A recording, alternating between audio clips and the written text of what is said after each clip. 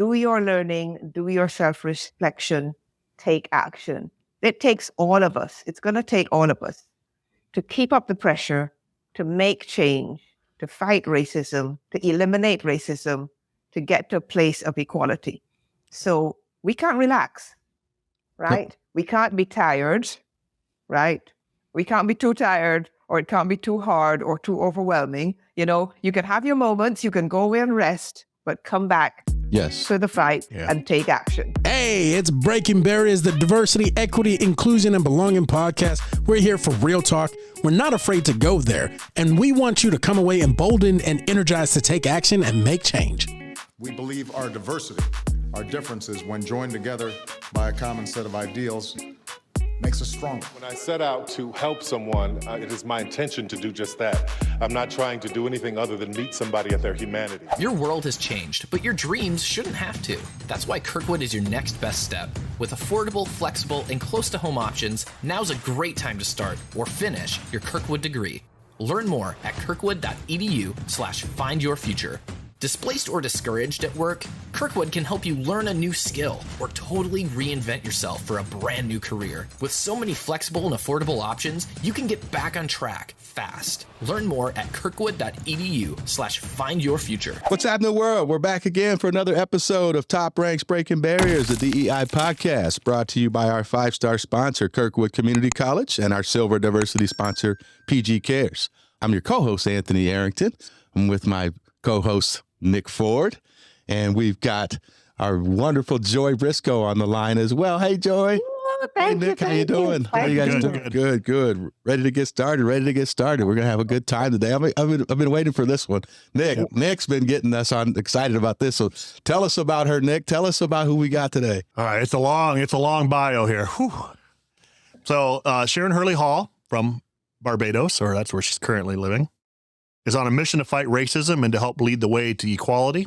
She is the co-founder of Mission Equality, which has the mission of decolonizing education, leadership, and business by teaching, effectively it's a mass MBA program of equality, MX of equality, at the Equaliversity to develop the leaders we need for an equal future today. She also co-leads the Anti-Racist Leaders Association, which offers support to people stepping up to take the lead in anti-racism. She personally fights racism via the Anti-Racism newsletter, awesome newsletter, launched in 2020. In 2022, she released the book, I'm Tired of Racism. That is actually, I believe, your second book. Is that correct? Okay. The other one, I believe, was Shadism, which has reached the Amazon Top 100, and there's a whole list of accolades that go along with the book. It's killing it. It's killing it. Great book. I am so excited to talk about this today. She's also, similar to us, a certified diversity and belonging facilitator and culture assessment certified individual, and also the co-founder and co-host. Another thing I'm excited to talk about because I just love the name, the Introvert Sisters podcast with your sister Lisa. Love. So, that's just a snippet again of her accomplishments. I love the other thing too. You know, every once in a while you reintroduce yourself, and it's like, I love that because it's like, especially knowing as an introvert, it's like you almost got to do that. So, welcome, Sharon. We are glad you are joining us today, and let's get going.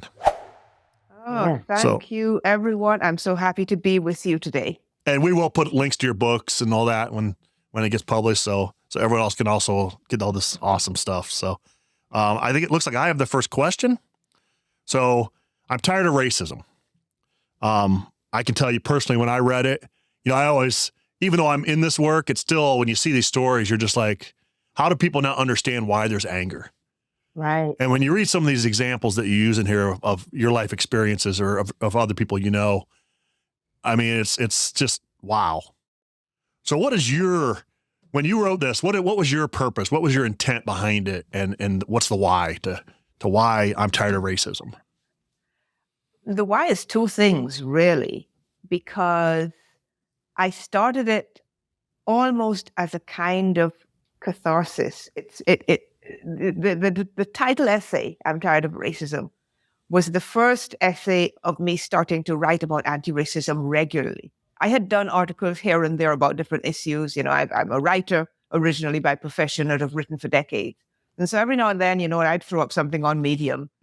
And then George Floyd happened, and it kind of really put all the experiences I'd had in my life into focus I'm British born, grew up of Caribbean parentage, grew up in the Caribbean, lived in England, lived in France, visited the US, visited other parts of the world, experienced racism in all of those places. And I did feel tired. So it was really a heartfelt outpouring of what I felt at the time. What happened after that is two things. One, people started responding. So I started writing more and sharing other experiences. And I kind of found my purpose. I thought, okay, because I've always wondered, I'm a decent writer, right? What am I supposed to be doing with this gift of writing? Yeah. And so that's when it became clear that this was what I was supposed to be doing. And that around that time is when I started the newsletter. And the book is a collection of some of the early newsletter pieces, plus a few more that were never published. And, I think it's important for Black people to tell our stories so that other people can get a window into our life experiences. And as you said, Nick, it's like when people read these, I don't want them to just read the book and put the book down. I don't want them to check that off their anti-racism reading list and do nothing. My goal is for people to take these stories, really understand what it means, and use them to discuss with other people as an impetus for change in the circles where they are. One thing that's always interesting as you read some of the book reviews and the comments is not just people like me reading this that look like me. Though I think it means different, like if Joy reads it than I read it, I think the power behind it is that it's more than just, hey, you're a white person, read this. And it's just, that's what was amazing to me. These stories are so relatable, I think, as well. So for sure. I think Black people and global majority people feel seen by these stories, and not just Black people, I will say, even though I'm writing about my experience as a Black woman, but anybody who has been minoritized. So I've had people who are Asian and Indian and South Indian and, people who have lived in brown skin in white majority spaces. I've had even people that have been othered in different ways for their their gender expression, for example, have said, hey, I've had this similar kind of experiences, and so in a way, and as a writer, you can't really know, you know what you're writing, but you don't know how it's going to land with people. Yeah. And so that has been really interesting to me that, some people are getting an introduction to these experiences and some people feel seen because they can already relate. They can relate in multiple ways. Yeah. And by the way, Sharon, she definitely undersells herself as a decent writer. She's actually a brilliant writer. So. Yeah. I love that. I know one thing about Sharon. Sharon, I know one thing about you is you're outspoken, and I love that. Especially for an introvert, right? Absolutely. For an introvert, you're an outspoken person, and you call it like I see it. And actually, I want to talk about that because as I was doing my research on you, I ran across an article, and as for the listeners, we're recording this the day after MLK Day, and I ran across an article you wrote called "Celebrating Martin Luther King Jr. III: Things That Annoy Me." I was like, that's interesting. How'd I run across that? And the three things that you mentioned was using partial quotes from Dr. King and co-opting his words. Yes. Pretending he was universally loved, and forgetting how radical he was. When I read those, I was like, man, this is my question. This is what I want to ask today. So listen, those are three things that were important to you. Elaborate on one of them and just tell us why you feel that way. Just pick one. I'll start with the partial quotes. Okay. But the partial quotes actually relate to the other things as well. Because the partial quotes, you whitewash his legacy, you ignore the fact that he was radical. Yes. The partial quotes, again, coming out of my writing background, I feel like accuracy is important. I feel that if you are considering somebody's legacy and considering what they said, you have to consider the context, you have to consider all the other things that went into what produced that quote. Mm-hmm. Pick out, the color of skin, content of character quote, which ironically people often use to shut down discussion about diversity and anti-racism, right? Right. Yeah. Does not even scratch the surface of what Dr. King was all about. And so I felt, and I'm like many of us, right? You grow up, you get a certain view, and then it's up to you to go out and educate yourself more about what's going on. So, when you start reading Letter from a Birmingham Jail, it's like, whoa, Right. that is not the Dr. King that I was told about in school, right? Yes. And so you then start thinking, okay, so, what else is missing? And what else is missing from all the other stories that we're being told?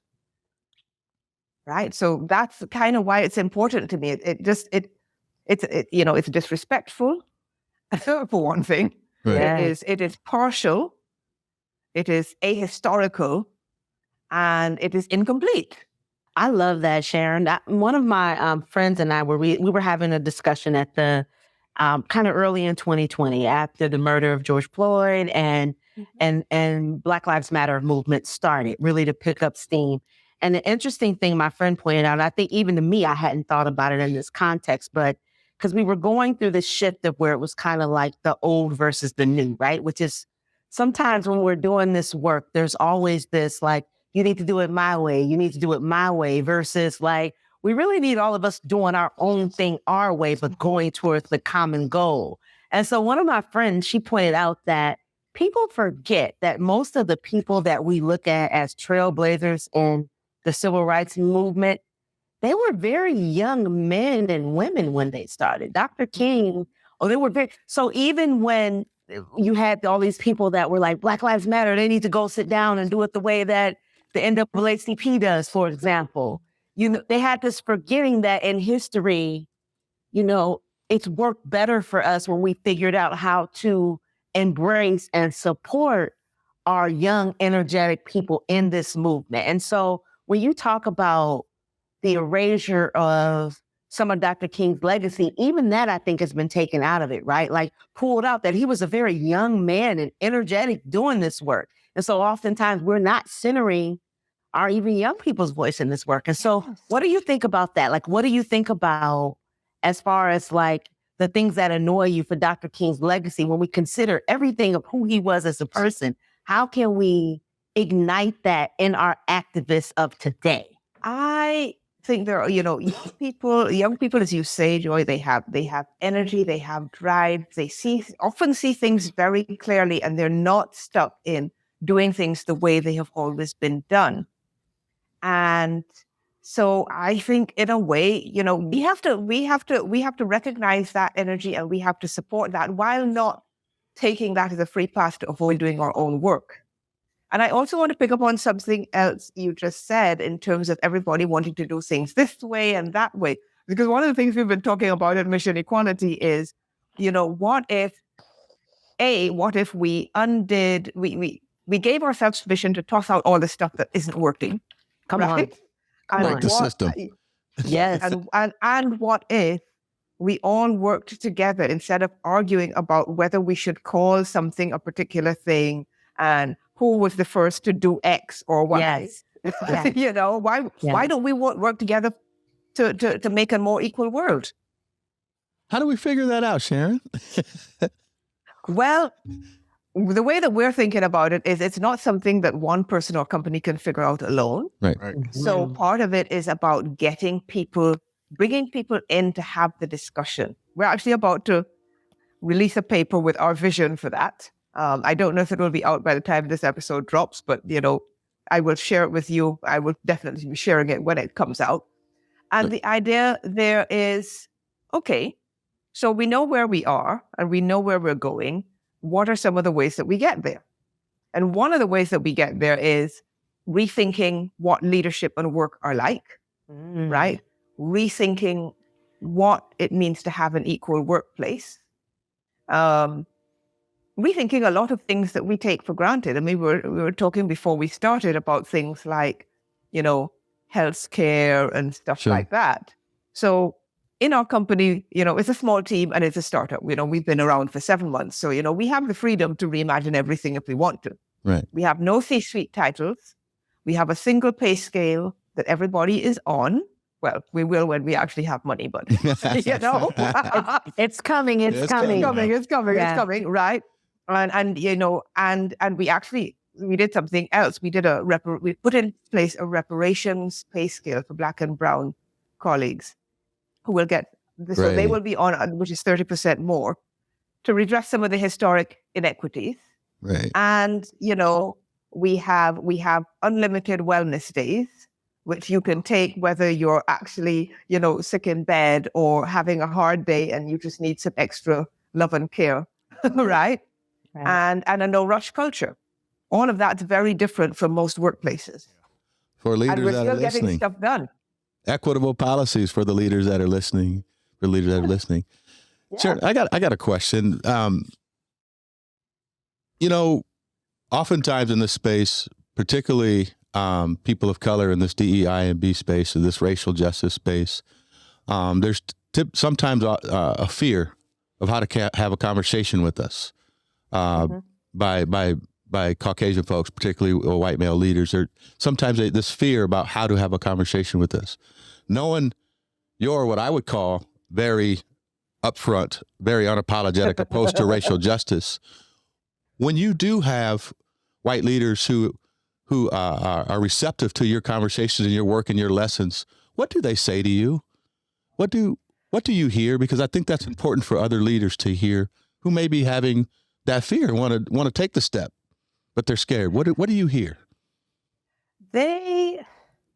I believe that there's some fear about giving up what they have had, or not knowing what lies between where they are now and where they could possibly get. There's like a fear of the void, in a sense, right?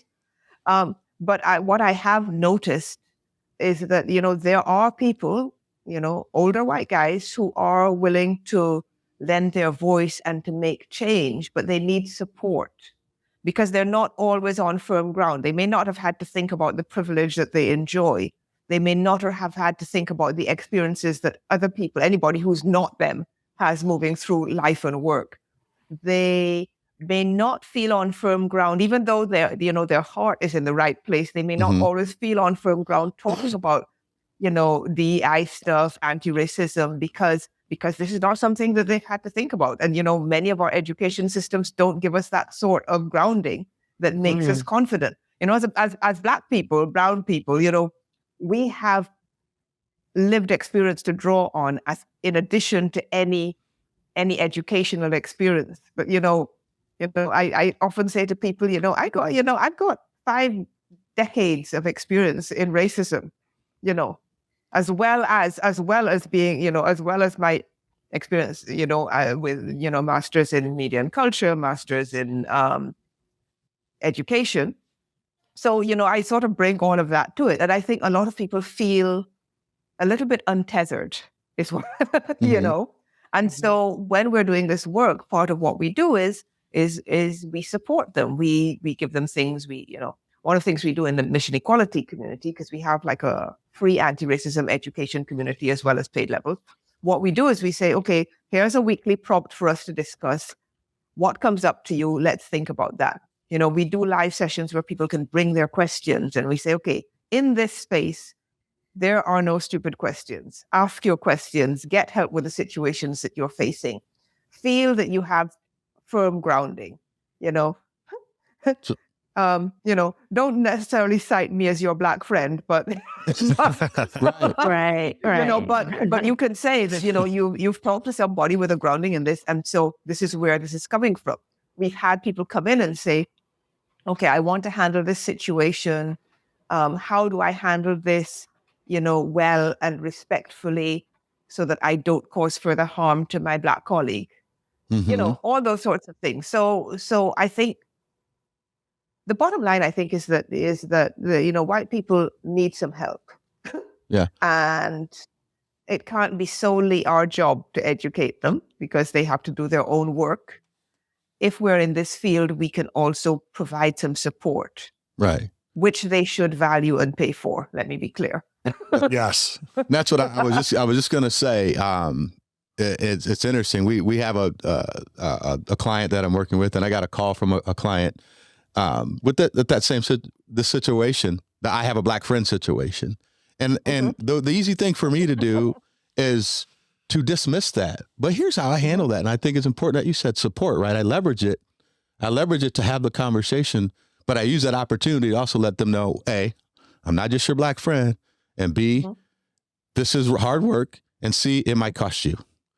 And so I think I try to leverage that opportunity, and I'm saying that sarcastically, but real is that I do try to leverage that opportunity to support, because they did have the courage to call their black friend. So I need to let them know how to handle that next time and how to deal with that. That right? phrase just so makes me cringe. What's that? Right. I have a black friend. It's like, Yeah. Yeah, Yeah. But so many people use it to shut down discussion. yes. Like, I talked to Right. this one black person that I barely know, and they said this, so only all other black people must be wrong. Yeah. Right? Yeah. Actually, Chris made a post on that today from Veritas about one of the they're talking about the truths this week behind facilitation, and that was one of them. It's like, or you'll see the I'm not racist because I have a black friend, or I grew up poor too, but I made it, so you just such a false equivalence. yes. It is. So It's a very interesting line to walk in a discussion as well. If you're facilitating and you hear that, and you have to Yes. really, sometimes it takes work to remain neutral. Sometimes it takes work. It We have does. to be honest. Exactly. You know that you're there to do a particular thing. You got to take a couple of deep breaths. You have to drag that neutrality, kicking and screaming from wherever it went deep in your brain. Mm-hmm. And then when you're finished, you need to decompress because, some stuff went down and Yeah. it wasn't so good. But, that's what you have to do. it's so You funny. have We to were just say talking that. about that the other day about after one of our sessions with the assessment we're doing, that deep breaths and in my case, maybe we'll have a glass of scotch. But Yeah. So Sharon, how do you decompress? What could our listeners learn from you about how Sharon decompresses in those stressful situations? Nick says scotch. a glass of scotch, Right.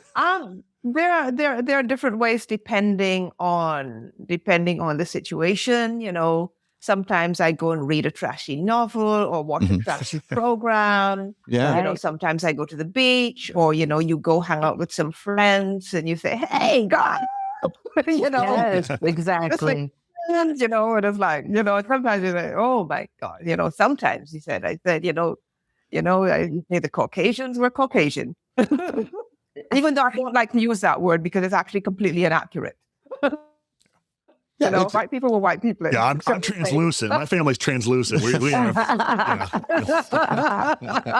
Sharon, along that line though, and because I feel like the last couple of years, it's been this like kind of merging of two worlds. So you've seen some of the worst of mankind show up, and you've also probably, for me, I've had some of the most inspirational moments in mankind. So like in your work with what you're doing, share, like, has there been a high point for you? And then maybe even let's start with the low point so we can lead with the high point, right? Yes. I think,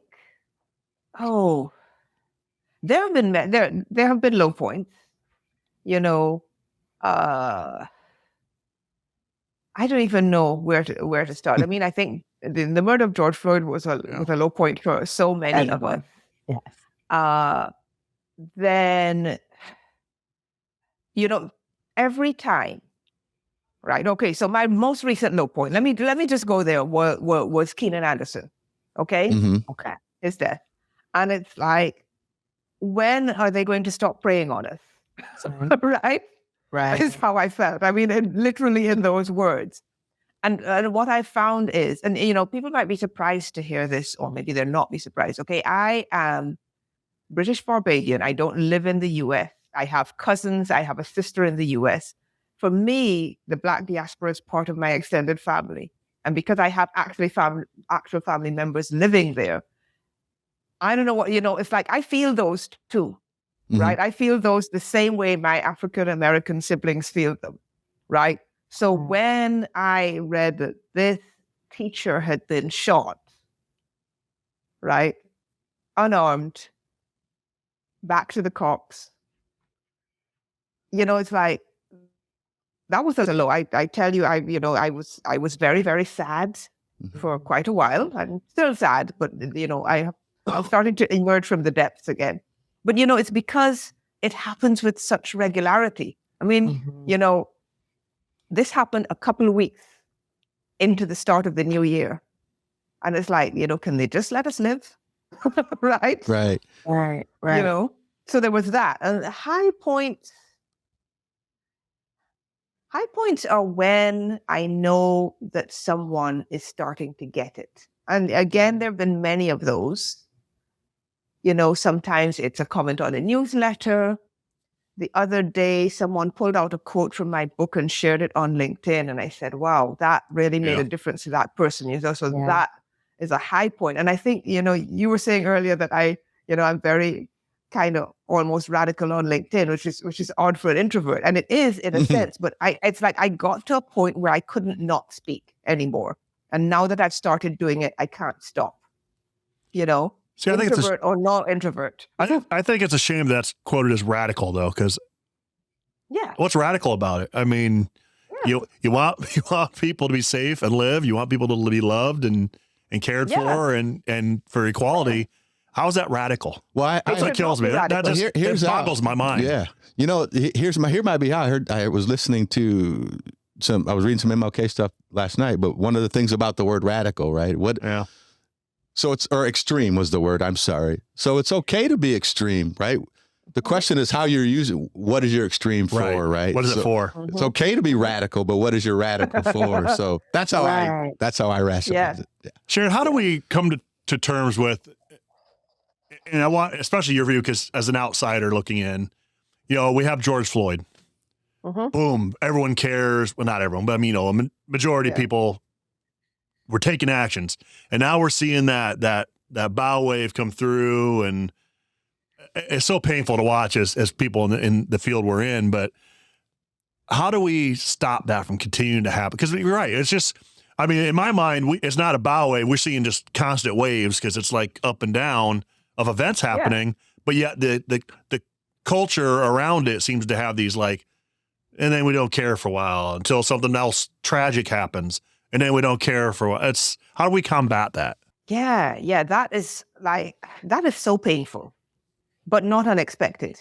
Because we knew, everybody, if you look back at people's posts in 2020, the Black people were saying, how long is this gonna last? Yeah, right. Yeah, we've seen this before. How long is this gonna last?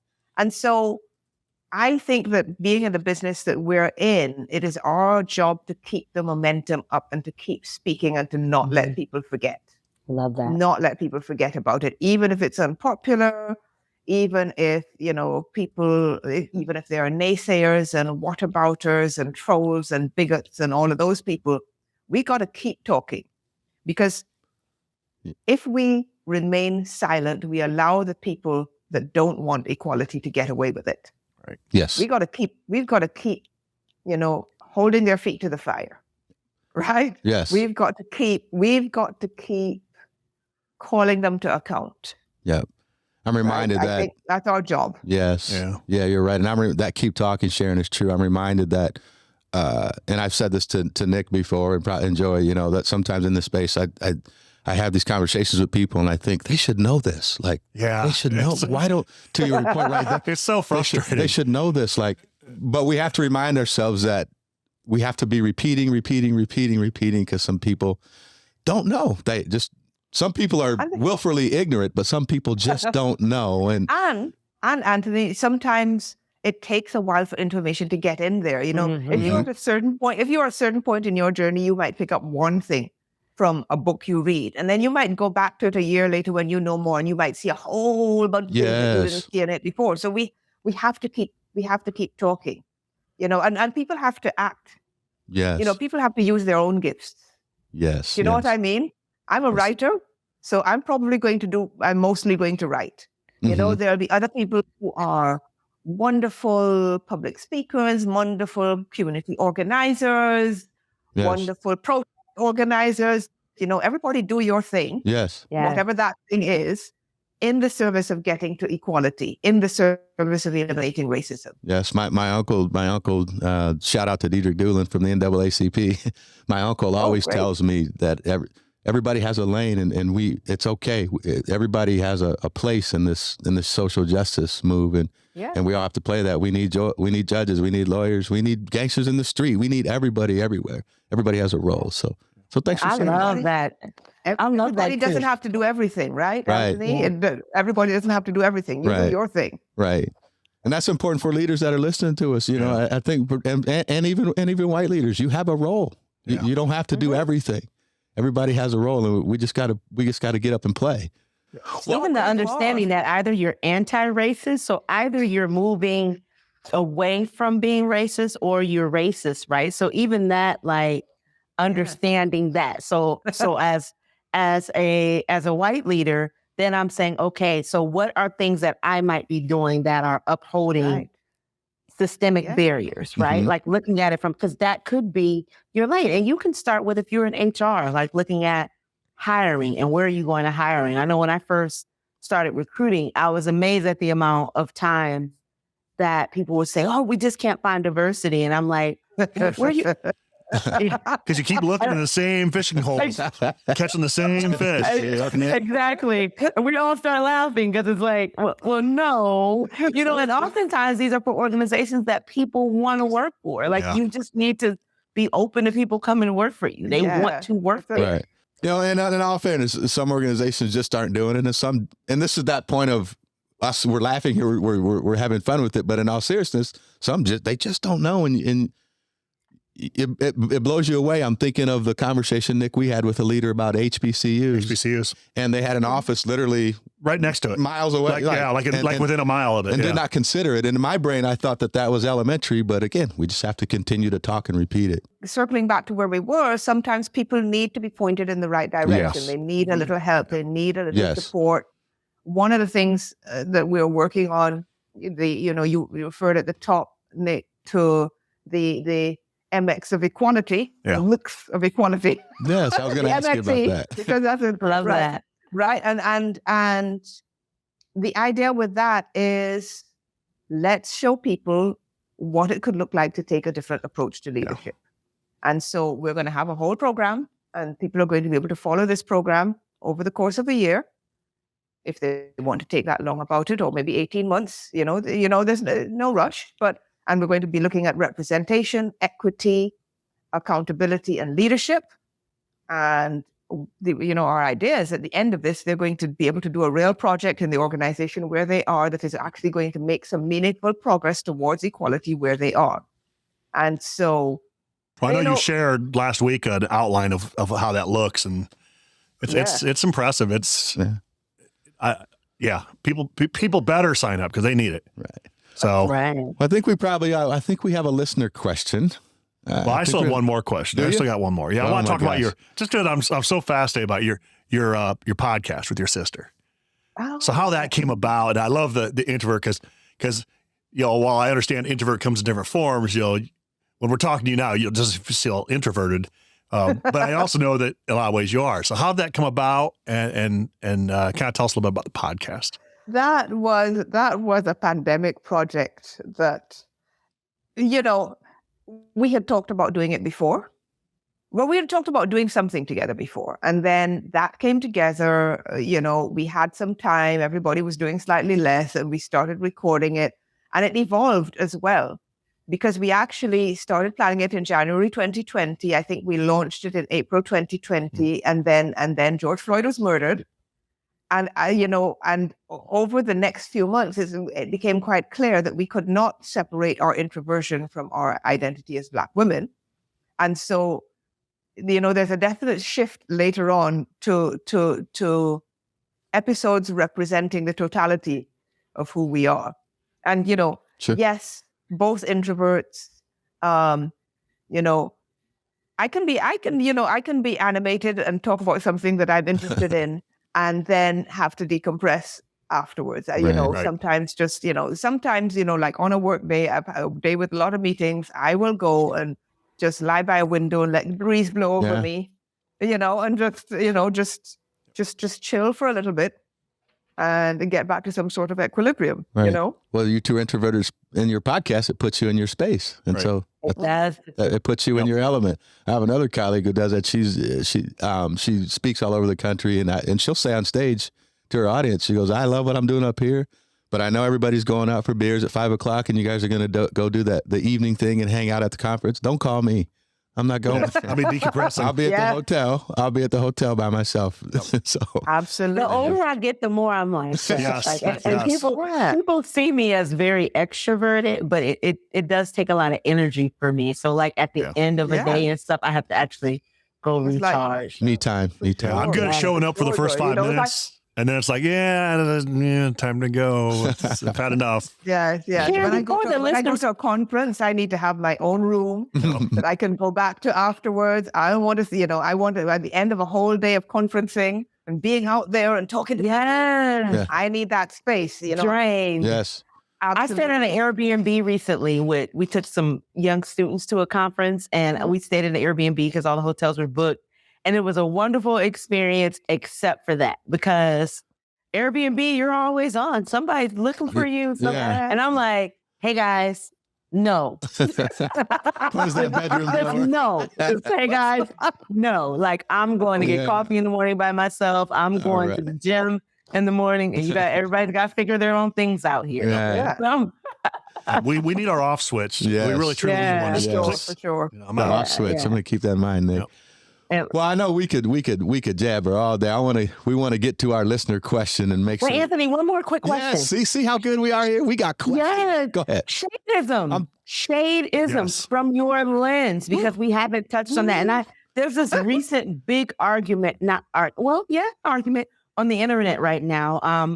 I follow some pop culture because I work with kids, so I got to be up on what they talk about. Yeah. And so there was a brown tone girl, maybe a couple shades darker than me. She was talking about colorism. And then she was talking to a more fair skinned person. And that person said, well, what about reverse colorism? And the girl was like, well, there really isn't. That you can be, you know what I mean? She was like, so a person can be, so there's been this big if you Google it right now, it's this huge debate on the colorism, reverse colorism. And I'm like, is that like reverse racism, which we like, I hate, please don't say that. It doesn't exist. Like, Doesn't exist. it's not a thing. It's not a thing at all. Don't. Yeah, reverse colorism is white privilege and light skin privilege. Yes, it is. And so that's why I wanted to talk about shadeism because it was so funny. And there were so many people. And the young lady was like, oh no, I totally respect your experience that you could have been bullied because you were more fair skinned or I totally respect that, but that isn't colorism. And there was like all these people. And I'm just like, first off, our school system are not educating us so that we know things. But it was such an interesting conversation. So even when we were going to talk to you today about shadeism, I was like, and I know we got to get to the viewers' question because viewers are important to us, but I definitely want to get your take on that and your thoughts about shadeism and colorism and when people use that terminology.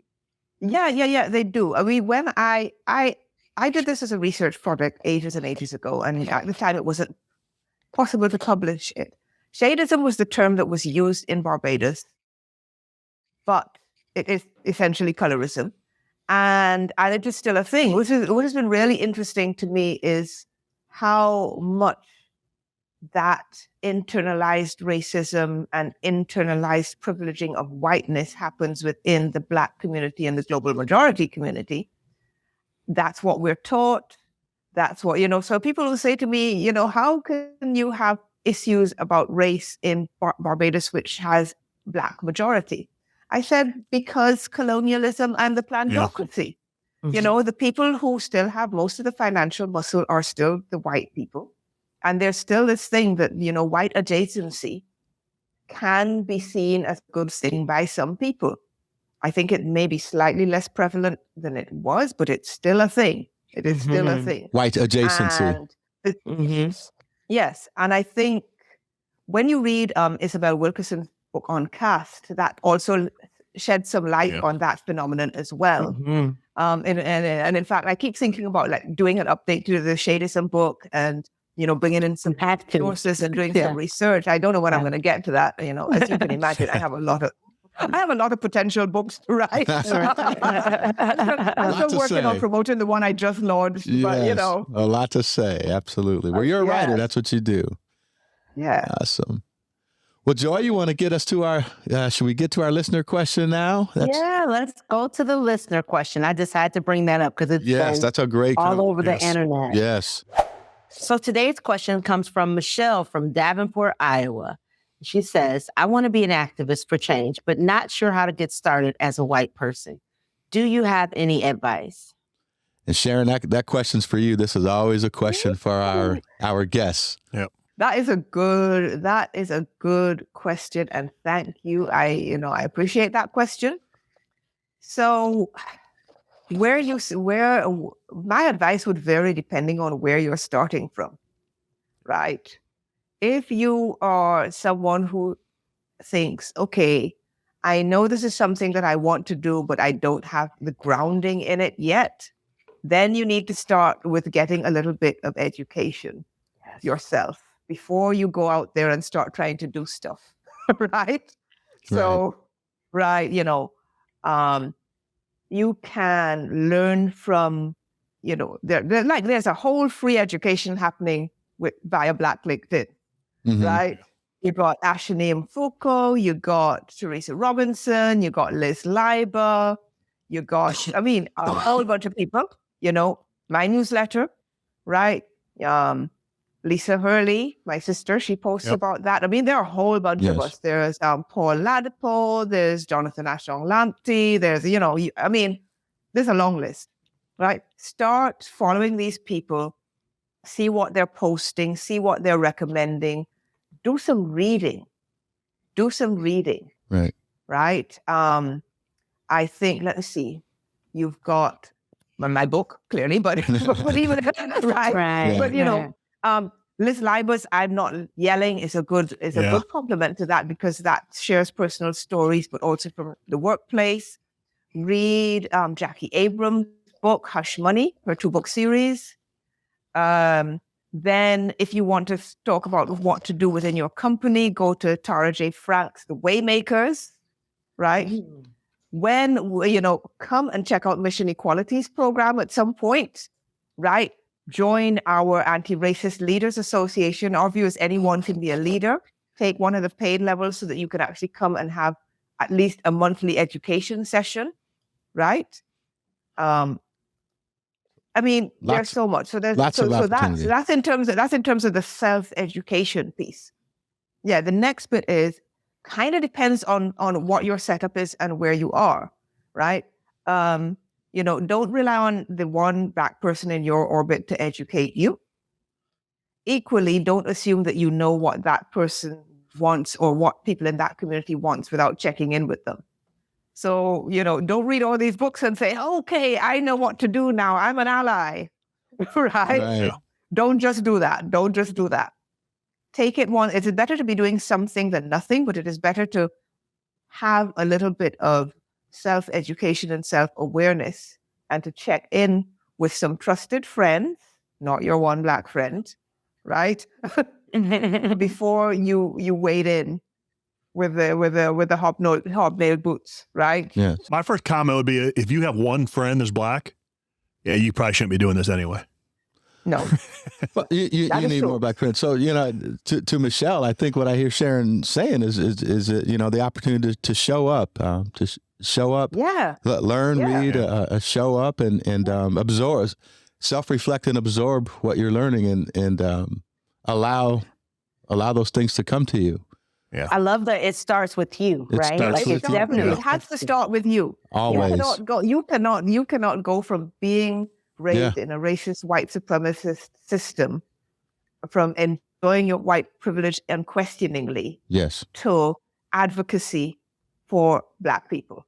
You have, there's a journey. Yes. And although sometimes sometimes I like the word journey and sometimes I don't, because sometimes it's like people are like on endless journey, and it's like, okay, at some point you got to do something. We need a destination at some point, right? We need a destination, which is equality, and we and ending racism, but we need to be mindful as we act. Right. Maybe your action is making sure that you're creating opportunities for more Black people in your community or where you are. Yes. Maybe it's looking at the policies of your school board and seeing how they are applied and how they exclude or harm Black people. Right. There are all sorts of ways that people can act and just start to question things. Sometimes it starts by questioning and encouraging others to question and sharing the knowledge that you have started to get. I like to, when I think about journey, it is an ongoing journey, but the reason folks or maybe you feel a little different about that is because the journey, you still have to stop along the way. You still have to make stops on your journey. If you think you can't ride by and see what's going on and understand it and recognize it, on the journey, you have to stop and do something. Well, it can't be an endless loop, and I think that's what we've seen. Yes. It's just this endless loop. Yes. And it's People act like, I feel like people act like when it comes to DIB work that they cannot walk and chew bubble gum. Yes. That everything has to be so either or, and nothing in life is like that, right? No. Like when you, because you want to read a book, you don't then say, I can't go to work. You have to look at your DIB initiatives like that too. Like, I am going to educate myself, but I'm going to understand that I'm going to move and react to the things that I'm doing as I do that. We can walk and chew bubble gum in 2023. Exactly, Joy. Our question, we always ask, one of the things I've been doing consistently in our sort of anti-racist support sessions is I say, okay, we prioritize accountability. One, we said, okay, reading and learning is good. How are you acting? Mm-hmm. How are you acting? What action are you taking as a result of what you have just read and learned? What are you doing to make change where you are? Yes. Right? We're not saying that you shouldn't read and learn. Yes. But as Joy said, you can walk and chew gum. Yes. Right? Yes. You've got to do something with what you're learning. Yes. If knowledge that's not applied, what good is it? We do it in everything else, in every other aspect of our lives. Exactly. Well, thank you for that question, Michelle from Davenport. That was a long answer, and it led us into a lot of discussion. So we appreciate that. So we hope you got some feedback, and keep sending your questions in to info at why can't I say our website? Info at topranktalentsolutions.com. Thank you, Nick. Thank you, Nick, for my tongue-tied For those of us day. out there, for those out there starting new businesses, pick a short name. Yes, please. Find a website, abbreviate. Yes. Emails are pain. The webs, it's painful. Yes. Info at topranktalentsolutions.com. Well, as we come to the end of our show, Sharon, we could talk all day with you, and as we say with all our guests, we wish we had a part two. But is there anything, any advice you have for our listeners? I want to get her and her sister on at some point together too. We should. Yeah. I know. I love that. Any advice from our listeners? Anything that we haven't talked about that you want to have them as a nugget to take away in the space? Ooh. Wow, another good question. My takeaway is basically the same thing, right? Do your learning, do your self-reflection, take action. It takes all of us. It's going to take all of us to keep up the pressure, to make change, to fight racism, to eliminate racism, to get to a place of equality. So we can't relax, right? We can't be tired, right? We can't be too tired, or it can't be too hard or too overwhelming. You can have your moments, you can go away and rest, but come back. Yes. To the fight and take action. Yes. It's amazing. We talk about, or we laugh about it, but it's serious too. Our vision is, someday it'd be really great if we didn't have to do this work. Oh my gosh. I saw that on your website and it resonated because I posted the other day, mission equality. We're working towards the day when our company is not needed. Yep. Yes. And we have achieved equality and we don't need to have it as a mission anymore. Well, thank you so much for your time today. We really, really appreciate this conversation. Really, really appreciate it. Joy, take us out. Yeah, we just appreciate so much. It's been awesome. Again, if you haven't followed Sharon, you must do so. Yeah. She is a force to be reckoned with. And again, just so much good things coming from you. And I am looking forward to what we can share out where people can actually sign up and start getting that next level certification in your program. Yeah, and we'll put a link to that too also in this when it comes out, because I think that is that next step that people need to take. So yes. Awesome. Yeah. So, Nick, Anthony, Joy, it has been an awesome conversation. Thanks so much for inviting me. Thank you. Thank you for joining us. Big shout out to our 5-star sponsor, Kirkwood Community College. We appreciate your partnership on this podcast. Also, big thanks to our new sponsor, our Silver Diversity sponsor, PG Cares. We also want to give a big thanks to our friends, Breaking Barrier Supporters, Community Savings Bank, and Tyler Links and Barnes DDS. We'd love to hear from you. Hit us up with your questions, comments, suggestions to info@topranktalentsolutions.com. I only get it because I practice it all the time, I think. So thanks to our listeners as well. Without you, we wouldn't be here. So we appreciate our listeners and hope you enjoyed today's conversation with Sharon Hurley Hall. And we'll be dropping this soon. Joy, when is our next episode? So you know what, guys? So I don't even know what to do. Yeah. Okay. I think it's next week, right? Yeah. Our next episode's dropping next week, I think. Another facilitator like us, Sharon. I don't know if you know Future Kane. Oh, yeah. Yeah, so we're dropping one episode. I think that's our next one we're dropping, correct? Yeah. Oh, yes. Now, if you don't, she's social emotional learning. You will love her. She is phenomenal as well. So, but I don't know what date it comes out. I knew it was future, but I didn't know what date. I think it's sometime next week. Yeah. So. Yeah. Well, thanks again for listening. We appreciate your time, and we hope whatever, folks, your listeners, whatever you take what you heard from us, we hope you take it somewhere and you break barriers. So thank you so much for your time today, and have a good day, folks. Advancing equity is not a one-year project. It's a generational commitment. There are too few people in the world willing to be the domino, too few people willing to take that fall.